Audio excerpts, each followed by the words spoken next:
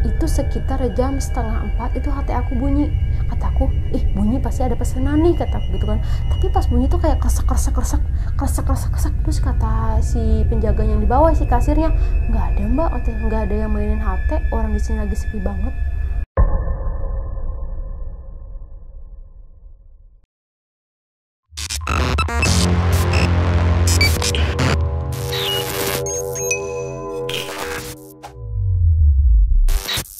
Assalamualaikum warahmatullahi wabarakatuh. Kembali lagi bersama Neng Sherly di Diary Neng Sherly. Kumandara Masadena. Semoga kalian selalu sehat dan selalu dilindungi oleh Allah Subhanahu wa taala. Amin ya rabbal alamin. Kali ini Neng Sherly akan menceritakan kisah nyata dari Neng Sherly sendiri, yang Neng Sherly sendiri pernah bekerja di sebuah kafe tepatnya di Jakarta Selatan, dan itu selama 7 hari selalu diganggu sama sosok-sosok yang di sana.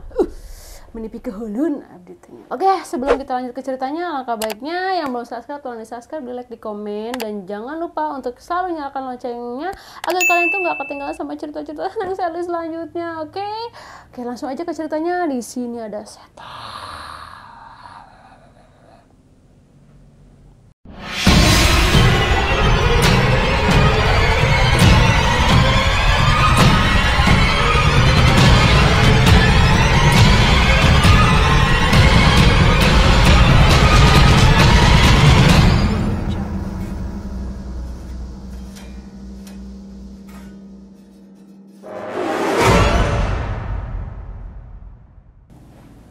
Oke, jadi cerita ini teh di tahun 2020, masih baru lah ya gitu. Pas pandeminya, tau kan di tahun 2020 itu kan pandemi lagi meningkat banget kan, dan susah banget nyari kerjaan. Aduh, meniliur nyari kerjaan teh kadi tu gitu kan. Akhirnya ada salah satu tetangga nawarin kerjaan, katanya, Neng mau nggak kerja di tempat kafenya teman saya, kata gitu. Kebetulan deket dari rumah kan gitu, jadi untuk ongkos mah ya alhamdulillah lah gitu, maksudnya bisa terjangkau gitu. Seneng dong dengernya ya kan, dapat kerjaan. Nah setelah itu barulah tuh kita langsung ke TKP, langsung ke tempat kerjaan yang diceritakan sama tetangga itu. Pas nyampe teh, ya Allah, tempatnya teh asa serem gitu, soalnya redup gitu. Jadi kayak nggak kayak kafe yang lainnya kan. Kalau kafe yang lainnya kan kayak terang, terus bagus untuk foto-foto, dan ini mah lah kebalikannya, jadi kayak agak nuansa redup gitu, remang-remang gitu. Tapi karena saking butuhnya pekerjaan, akhirnya diterimalah tuh kerjaan, karena bener-bener butuh cuan gitulah, butuh uang gitu kan. Nah setelah diinterview, ternyata aku ditempatinnya bukan di waiters ataupun di dine-in, tapi di belakang, alias di cook lah gitu, memasak gitu. Terus kata aku teh, aku belum bisa masak gitu, masak yang aneh-aneh tuh belum bisa, cuma bisanya masak mie, masak indomie, ya masak nasi goreng gitu, baru bisa, sama masak air gitu. Itu pun kalau misalkan nggak ditinggalin suka gosong gitu kan. Iya. Nah singkat cerita, kata si supervisornya itu yang interview, nggak apa-apa nanti diajarin, katanya sama chefnya. Oh ya udah tuh lah, kalau misalkan diajarin mah ya gitu, ya saking kepengen kerjanya juga dan mungkin bisa untuk belajar juga kan ya di situ. Udah tuh, ya udahlah Pak, mau saya gitu. Nah kata si bapaknya itu, kata si supervisornya, udah besok kamu langsung kerja ya, kata gitu. Di sini tuh baru ada satu shift aja dari jam 8 sampai jam 8 malam, kata gimana kamu bersedia? Ya Pak, saya bersedia gitu. Udah singkat cerita, aku pulang kan, udah gitu besok aku siap-siap juga kan untuk masuk kerja. Terus jam 8 pagi tuh aku udah nyampe sana kan. Di sana juga udah ada beberapa karyawan yang lainnya.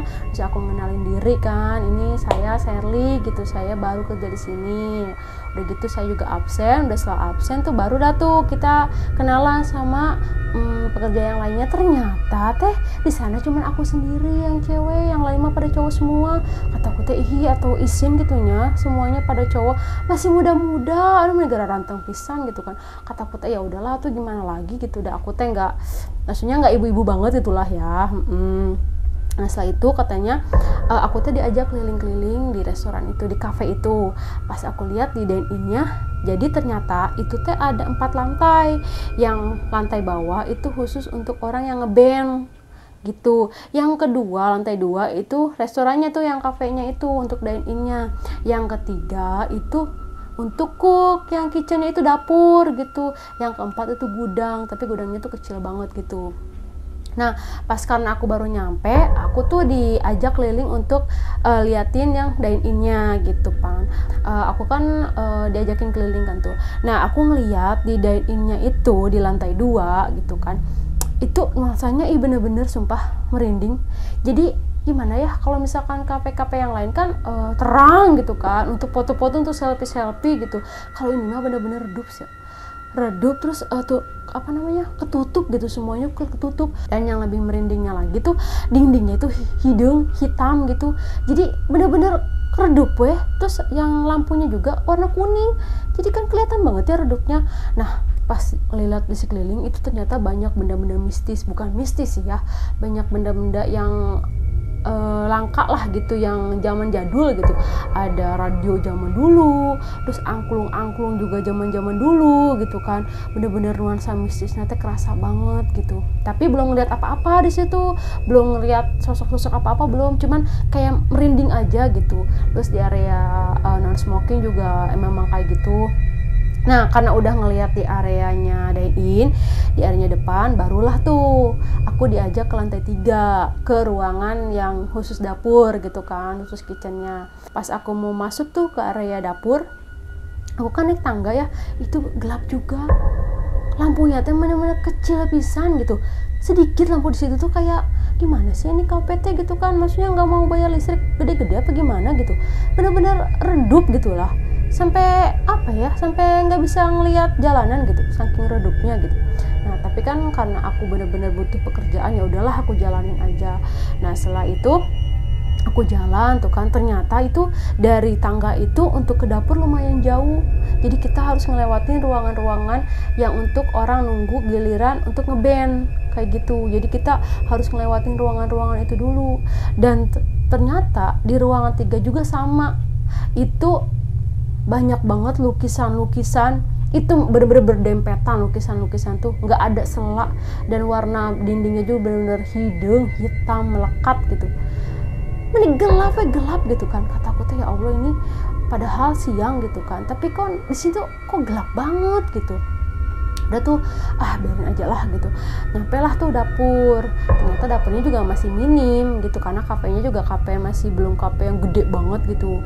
Jadi dapurnya juga masih campur sama ruangan yang buat ngeband itu gitu kan. Nyampe lah tuh ke dapurnya kan. Memang dapurnya nggak gitu besar sih, untuk 2-3 orang doang gitu. Dan ternyata di situ aku itu disuruh sendirian. Gimana, bayangkan, di lantai 3 yang begitu besar ruangannya, redup juga, dan aku ditinggal sendirian. Memang awal-awalnya itu aku diajarin dulu tuh untuk memasaknya. Ternyata masakannya itu cuman buat french fries sama ayam goreng doang, udah nggak ada lagi gitu. Makanya ya bagi mereka mah hal itu kecil ya gitu ya. Mungkin aku juga bisa lah gitu untuk goreng kentang sama goreng ayamnya gitu kan. Makanya dia itu kayak ngasih tahu sedikit, udah tuh aku ditinggal. Sampailah aku sampai jam 5 sore. Di situ barulah ada tuh tukang bersih-bersih. Namanya teh Pak Jono gitu. Terus kata aku teh, Pak, Bapak bersih-bersih di sini ya? Iya Neng, katanya. Neng anak baru ya, kata gitu. Iya, saya baru di sini Pak, katanya, baru sehari ini gitu. Oh ya udah Neng, katanya, saya pulang dulu ya, karena jam 5 memang saya waktunya pulang, kata gitu. Oh gitu Pak, ya udah Pak gitu. Hati-hati aja Neng di sini, kata gitu.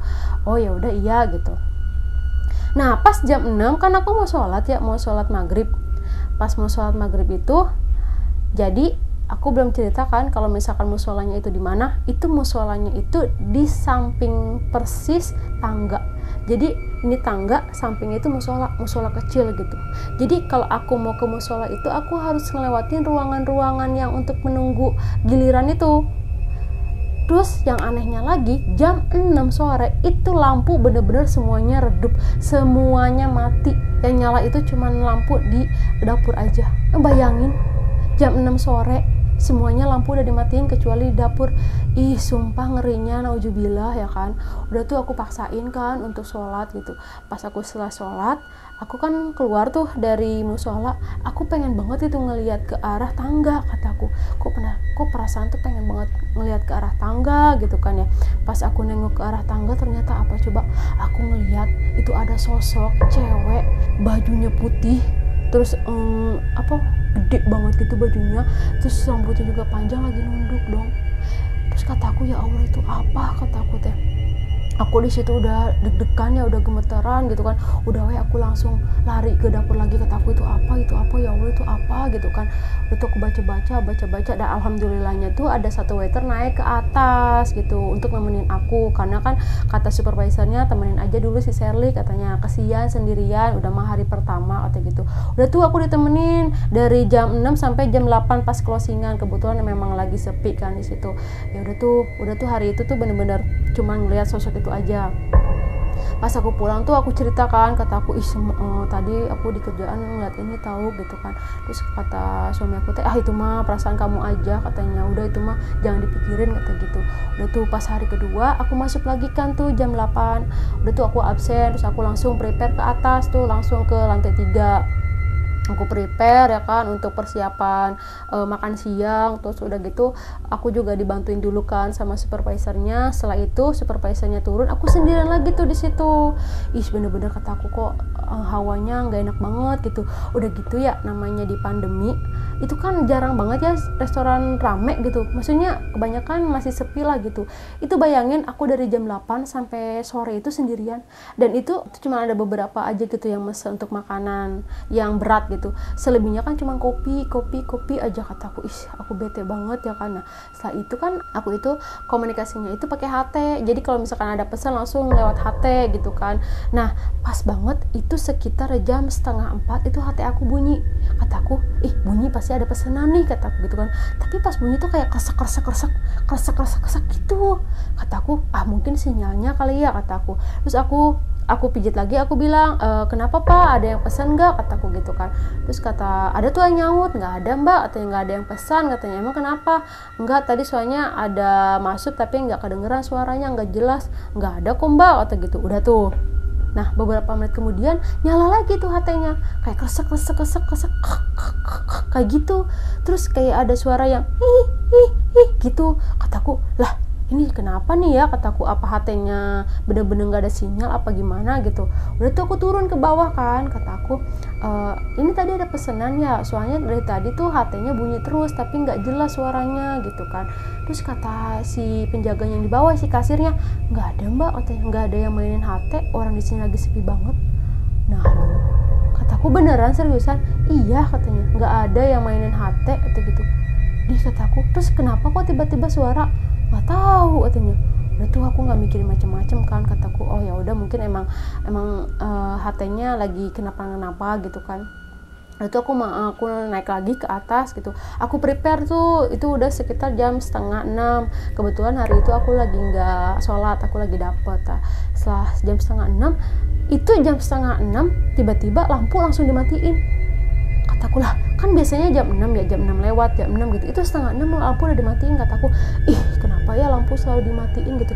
Terus yang dinyalain itu lampunya warna biru, warna merah. Itu dinding warna hitam, banyak banget lukisan-lukisan. Terus lampu yang dinyalain itu cuman warna merah sama warna biru.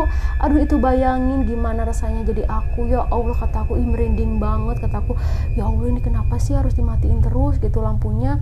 Terus yang dinyalain itu ya cuman di dapur aja. Udah gitu lampu di dapur itu warnanya kuning juga.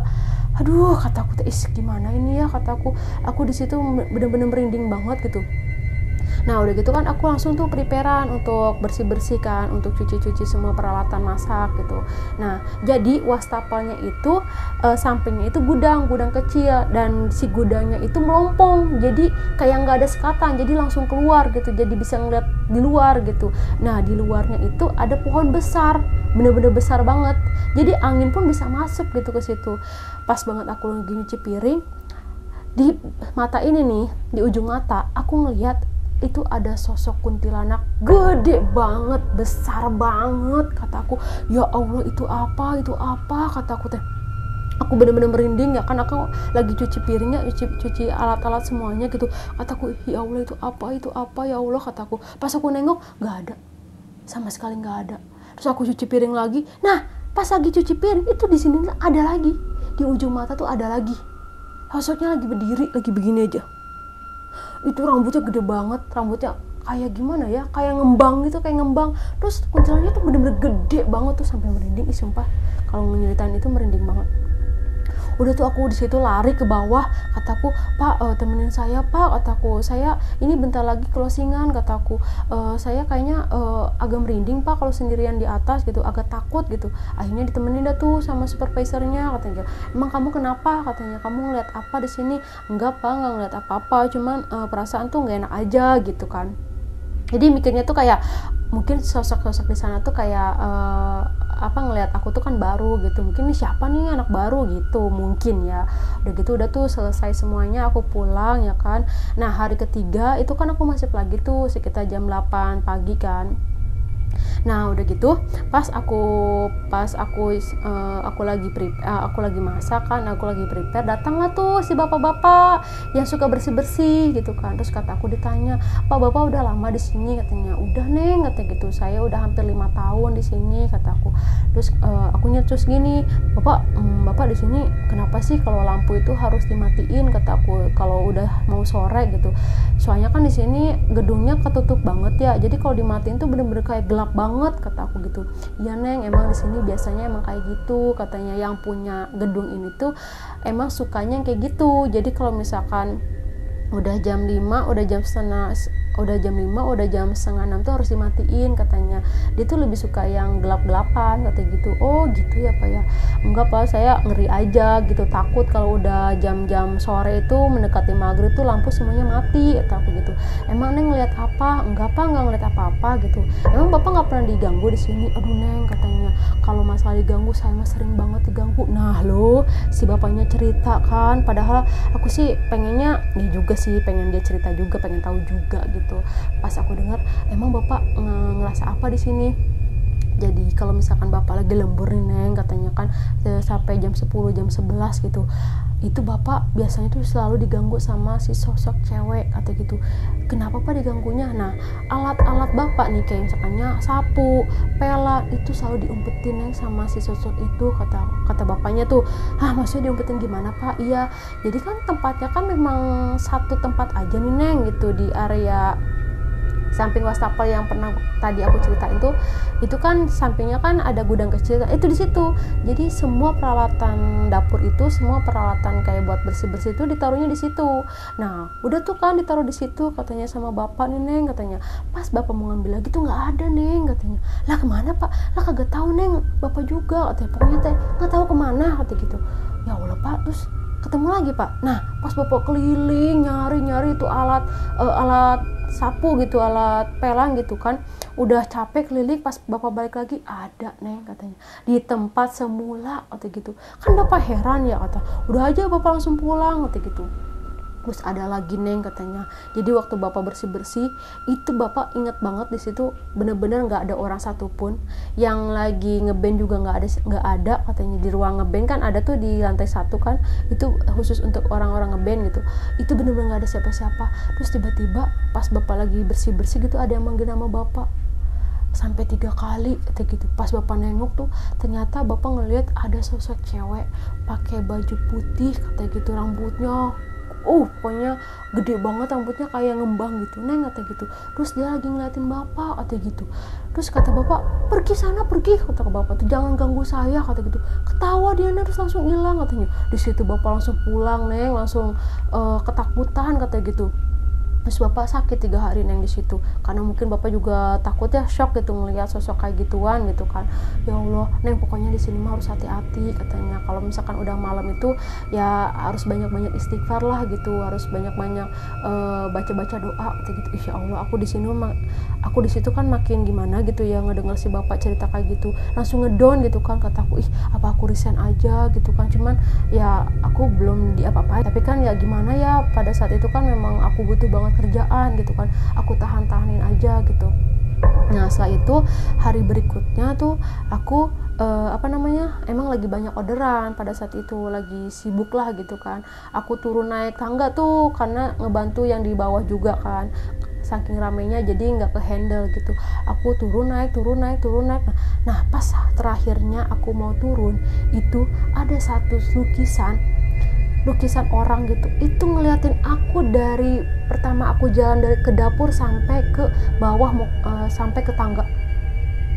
Jadi kan kalau misalkan patung kan kalau begini ya kan, itu mah kayak matanya tuh kalau ngeliat dari sini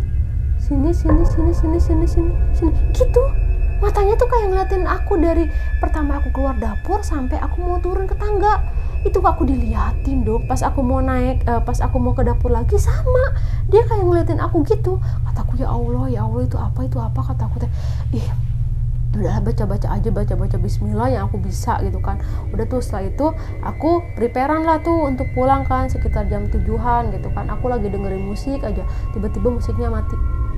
Kataku kok mati? Oh mungkin lowbat atau kayak gimana ya. Pas aku lihat enggak kenapa-napa. Terus aku nyetel lagi kan, maksudnya biar akunya tuh nggak terlalu ketakutan gitu, nggak terlalu ngerasa sendiri banget kan. Kalau misalkan ada lagu kan aku bisa sambil nyanyi sambil apa, jadi suggesnya tuh nggak ke arah situ terus gitu. Tiba-tiba pas aku lagi ngepel kan, kalau ngepel kan nunduk ya, pas aku ngepel itu aku ngelihat ada sosok cewek lewat. Kataku ada yang lewat, kataku lewat aja kayak terbang gitu.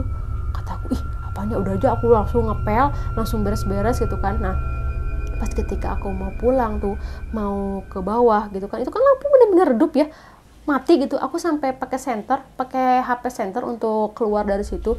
Terus aku videoin dong. Pas aku videoin, ya Allah kataku, ini beneran serem banget ya. Maksudnya aku videoin tuh aku pengen ngasih tahu ke suami aku kalau di situ tuh bener-bener serem gitu kan, biar suami aku tuh percaya gitu kalau di situ tuh setiap jam 6 sore itu lampu udah dimatiin semuanya.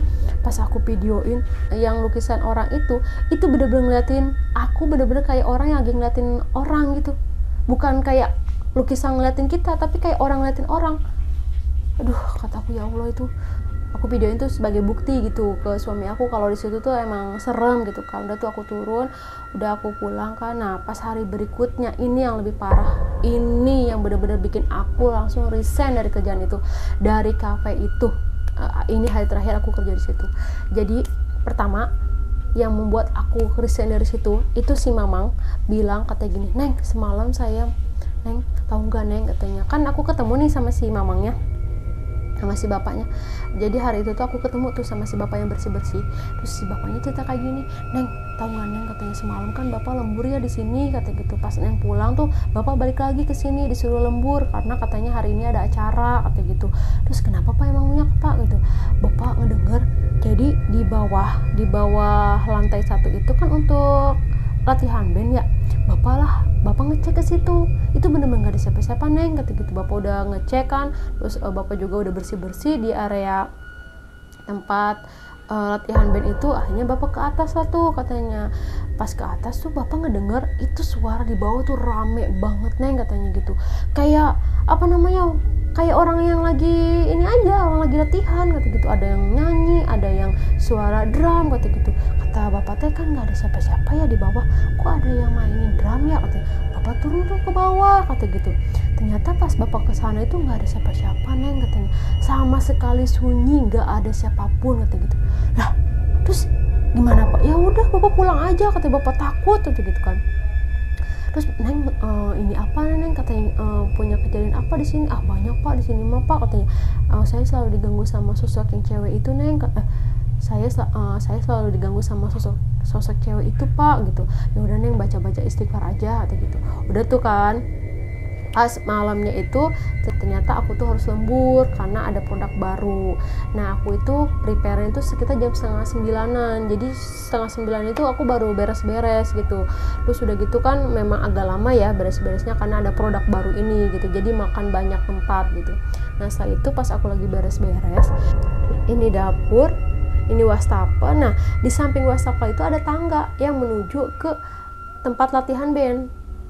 tangga kecil, jadi itu khusus untuk yang si bapak-bapak itu, khusus untuk bersih-bersih aja. Kalau misalkan yang lainnya itu ada khusus tangga yang lain gitu. Kalau yang kecilnya itu bener-bener khusus tangga untuk yang bersih-bersih aja, kayak yang punyanya gitu. Jadinya nggak dipakai lah, nggak tahu dipakai gitu.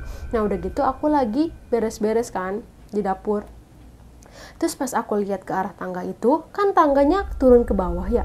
Tahu kan kalau misalkan di sana itu redup, jadi yang nyala itu cuma lampu dapur. Akhirnya kan nggak tahu jelas banget tuh yang ke arah tangga itu kan. Jadi aku beres-beres, aku ngeliat ke arah tangga. Nah, aku lihat di situ itu ada sosok cowok. Itu ketara banget cowok, bener-bener cowok. Rambutnya pendek, bajunya hitam gitu. Itu bener-bener cowok. Cuman karena yang nyala itu lampunya cuma di dapur doang, ya itu tuh nggak kelihatan. Kataku tuh, siapa ya, kataku tuh, itu cowok siapa gitu kan. Aku pikir tuh si bapak-bapak yang bersih-bersih itu, tapi postur tubuhnya nggak kayak gitu. Si bapak-bapaknya gendut, terus agak pendek itu, kalau itu mah tinggi. Kataku tuh, itu siapa ya, kataku. Pas aku ngeliatin tuh sosok si cowok itu, tiba-tiba kepalanya gelinding ke bawah. Ya Allah Gusti, itu apaan, kataku tuh. Aku langsung lari ke bawah sambil nangis kan, aku saking takutnya. Ya gimana kagak takut, aku yang lihat sendiri sosok itu kepala itu ngelinding ke bawah gitu kan. Udah aku bilang sama supervisornya, Pak saya mau resign aja Pak, saya nggak kuat di sini Pak, kataku teh. Terus kata manajernya, kenapa Neng, kenapa? Kata, enggak Pak, saya nggak mau, saya mau pulang aja, saya mau pulang. Akhirnya aku tuh langsung pulang naik Gojek gitu tanpa bilang sama suami aku. Pas aku nyampe rumah aku langsung nangis. Kataku, sayang aku nggak mau kerja lagi di situ. Aku diliatin sama sosok itu, takut banget, kataku. Nah kan suami aku nggak percaya ya, kata aku teh. Ya udah akhirnya dia ke tempat kerjaan aku, maksudnya ngejelasin gitu kenapa gitu kan, emang tempatnya tuh seperti apa gitu. Pas suami aku naik ke lantai 3, bener aja dong, kata suami aku, emang bener sih tempatnya teh serem banget gitu. Makanya dia mengizinkan lah gitu aku untuk resign, karena ya Allah nggak kuat banget selama 1 minggu. Coba bayangin nggak berhenti-berhentinya itu diganggu. Amit-amit dah, kata aku teh, si sosok itu teh bener-bener keterlaluan gitu kan. Sesama perempuan tuh harusnya nggak saling ngeganggu gitu. Kalau mau ngeganggu teh yang cowok-cowok baru diganggu. Nah ini mah sesama cewek masih aja ngeganggu, kesal aja. Apalagi si cowok itu. Nah setelah itu kan udah tuh aku kan nggak kerja lagi tuh. Supervisornya sampai nelponin aku, coba Neng katanya kerja lagi ya Neng di sini Neng, kata gitu. Nanti ditemenin kok katanya, pasti ada salah satu teman nanti ditemenin kok katanya, biar Neng nggak sendirian. Enggak Pak, saya nggak mau, saya udah kapok, saya nggak mau kerja lagi di situ, kata aku gitu. Nanti ditutup mata batinnya, sampai dibilang kayak gitu. Coba, kataku, enggak Pak, makasih ya Pak gitu, selama 1 minggu saya udah kerja di situ, tapi mohon maaf saya nggak bisa lagi, saya nggak mau, kata aku teh.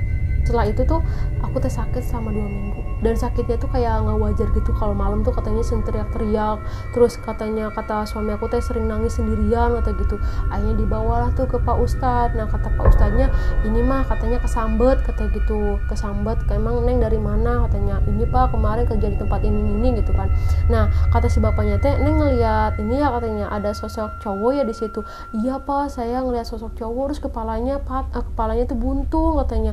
Terus kepalanya ngeglinding ke bawah, katanya. Makanya saya nggak nerusin kerja di situ, kata aku teh. Terus kata si Pak Ustadznya bilang gini, coba itu tuh dari pertama Neng datang dia udah tahu katanya, terus sering merhatiin Neng, kata gitu. Dia suka tahu sama Neng. Bung teing ya disukain sama sosok kos gitu. Kan saya tuh udah punya suami gitu. Kalau misalkan sama cowok-cowok yang lain yang gara ranteng mah tenan naon lah gitu. Tapi kan dia sama sosok yang menyeramkan gitu, ngapain gitu dia suka sama aku ya. Kayak nggak ada. Mendingan sama si cewek, mendingan sama si kuntilanak kayak itu bisa beradu kasih gitu kan, sesama sosok gitu kan. Di situ ada sosok kuntilanak dan sosok cowok, kenapa nggak mereka berdua aja yang pacaran, kenapa mesti suka sama aku gitu. Akhirnya udah tuh alhamdulillah di situ dikasih air kan sama Pak Ustadznya, alhamdulillah tuh sehat. Nah singkat cerita beberapa bulan kemudian mainlah tuh ke situ sama tetangga aku tuh yang pertama kali ngenalin ke supervisornya kan. Pas aku lihat aku nggak mau lagi dah masuk ke lantai 3, ngeri pisan ya Allah. Nah pas aku tanya sama teman-teman aku di situ yang kerja di situ tuh, ternyata mereka juga sering diganggu katanya, bahkan malam-malam angklung gitu kan, angklung sering dimainin sendiri katanya. Terus radio yang bener-bener mati total, yang zaman dahulu kala gitu tiba-tiba nyala sendiri dong. Itu siapa yang nyalahin? Aduh, sebenarnya kafenya itu bagus sih beneran, terus kopinya juga enak tenan gitu. Kalau kalian yang memang pengen kesana aja lah, kalau misalkan yang tahu ya silahkan kesana, karena aku juga ya masih sering lah suka main kesana gitu, ketemu teman-teman yang kerja di sana. Oke, sekian dari Neng Sherly, cerita yang bener-bener real yang Neng Sherly ceritain di Diary Neng Sherly. Semoga kalian suka dan semoga kalian selalu nonton Diary Neng Sherly agar Neng Sherly itu selalu semangat ceritain kisah-kisah horor Neng Sherly selanjutnya. Dan untuk teman-teman yang ingin dengerin Neng Sherly cerita lagi, langsung aja di komen, di like ya, dan juga langsung aja DM ke Neng Sherly. Oke, Neng Sherly pengen cerita ini dong, Neng Sherly pengen cerita itu. Neng Sherly mah pasti bakal ceritain buat kalian. Apa sih buat kalian Saranghae asik ya, ayo mau cinta padamu lah pokoknya nama. Oke, sekian dari Neng Sherly, mohon maaf jika ada persalahan kata dari Neng Sherly. Neng Sherly ucapin assalamualaikum warahmatullahi wabarakatuh, bye, love you.